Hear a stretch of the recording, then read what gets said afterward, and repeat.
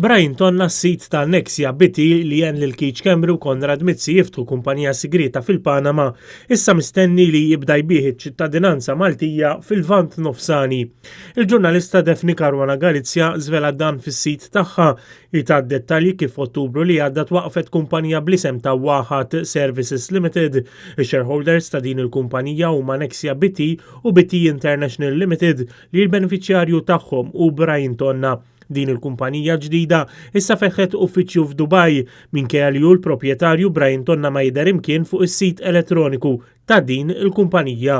Huwa mistenni li fi 17 ta' Jannar li ġej Waħat Services se torganizza networking event biex tniedi l-programm ta' beħ ta' ċittadinanza.